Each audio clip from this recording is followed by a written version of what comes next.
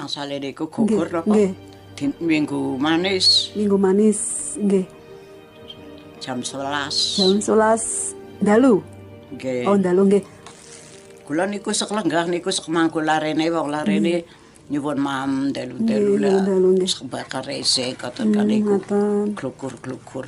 Apa to nek apa to le tiyang sepuh niku terus ejang-ejang mriksani mereka saking enggel adong wangsul kados niki. Temenan suwe di temenan. Lemah ngelegetang wis gedung cadisan, desa ngelegetang wis ditutup wis nana wong siji ya atus niku. Ajeng sabene nggone saking ngrikang enggel. Nggih, nggih.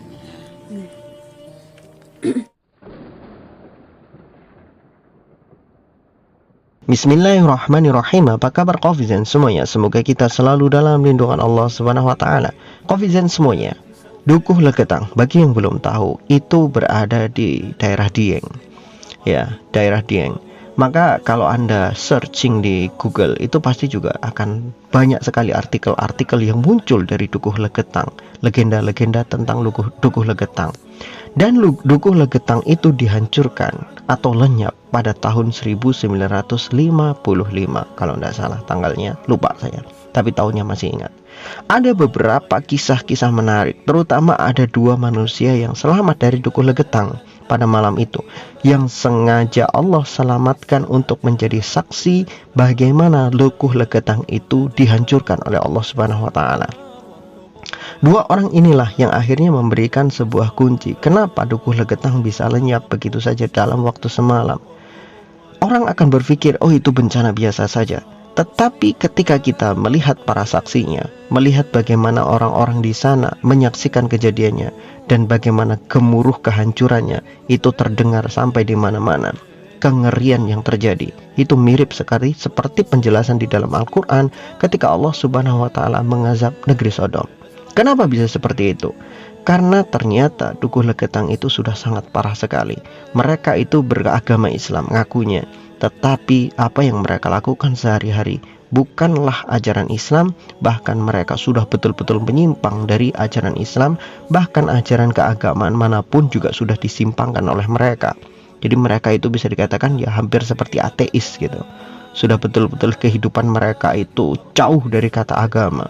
Konon katanya di Dukuh Legetang itu ada sebuah musola, tetapi musola itu nggak pernah digunakan untuk sholat, sama sekali nggak pernah digunakan untuk sholat. Tetapi justru anak-anak muda biasanya menggunakan musola itu yang sudah tidak terawat itu sebagai tempat nongkrong mereka, main gaple, kemudian minum minuman keras di musola. Musola itu sudah nggak terpakai karena memang nggak ada orang sholat di sana. Ini yang terjadi di sana betul-betul sangat parah sekali, sehingganya ketika Allah Subhanahu wa taala menurunkan satu azab, satu peringatan bagi orang-orang di luar sana, membinasakan orang-orang yang hidup di sana, yaitu Dukuh Legetang, itu betul-betul satu kejadian yang sangat luar biasa.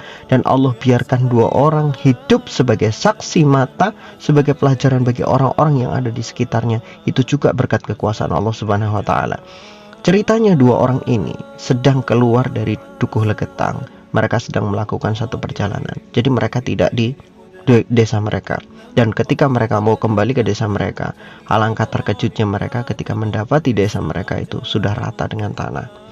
Qofizan semuanya, yang membuat Dukuh Legetang itu sangat-sangat mengerikan bukan masalah rongsornya, tetapi kejadiannya. Gunung Pengamun-Amun dengan Dukuh Legetang itu punya jarak sekitar 800 meter. Dan di antara Dukuh Legetang dengan Gunung Pengamun-Amun itu ada jurang, ada lembah di situ. Jadi seharusnya kalau itu longsor biasa, maka tentunya Gunung Pengamun-Amun longsorannya itu masuknya ke jurang. Tetapi tidak seperti itu. Jurangnya masih ada, masih aman. Lembahnya masih aman. Tetapi kenapa kok longsornya bisa sampai ke Dukuh Legetang? Itu ibarat seperti ada sebuah gunung yang kemudian atasnya dipangkas, lalu diangkat dan dijatuhkan di atas Dukuh Legetang. Itulah seolah-olah seperti itu. Kalau mungkin itu terbawa angin, nggak mungkin. Bagaimana bisa angin membawa pucuk gunung, ya, dihantam dengan angin? Mana ada angin yang bisa menerbangkan pucuknya gunung kemudian terlempar 800 meter dari gunungnya itu sendiri? Masuk akal tidak? Tidak sama sekali. Dan gak akan ada angin yang bisa melakukan itu. Bahkan angin yang ada di gurun pun juga tidak bisa melakukan seperti itu. Padahal kita tahu sendiri bagaimana angin di gurun bisa merubah gundukan-gundukan pasir. Tetapi tidak ada ceritanya angin bisa memindahkan pucuk gunung. Itu tidak akan pernah mungkin sama sekali. Itu murni kekuasaan Allah Subhanahu wa Ta'ala. Sebagai bentuk balasan dari Allah Subhanahu wa Ta'ala karena ingkarnya manusia yang tinggal di satu daerah yang mereka sudah betul-betul melampaui batas dalam bermaksiat.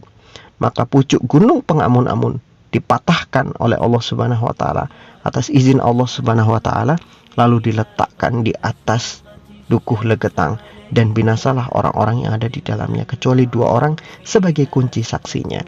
Dan ini juga ada dimuat di dalam koran pada saat itu. Jadi ada korannya yang memberitakan tentang Dukuh Legetang. Jadi semua dokumen-dokumen, data-datanya itu lengkap sekali.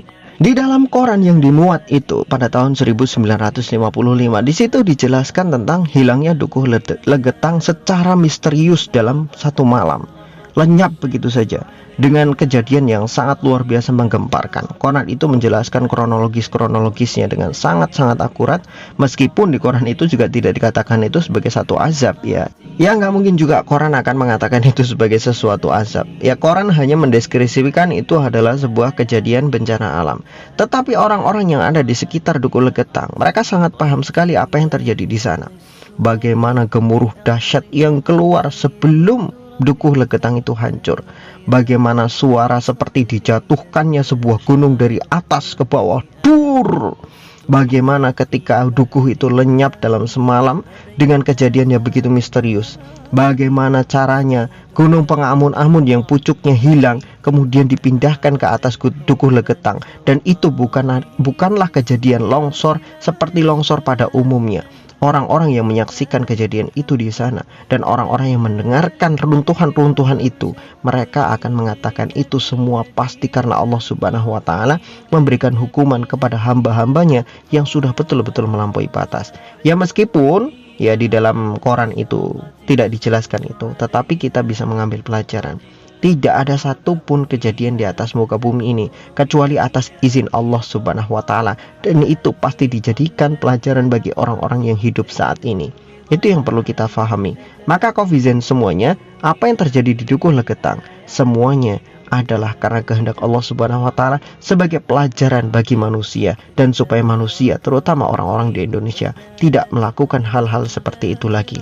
Karena azab Allah Subhanahu wa Ta'ala mengikuti siapapun yang mereka melampaui batas.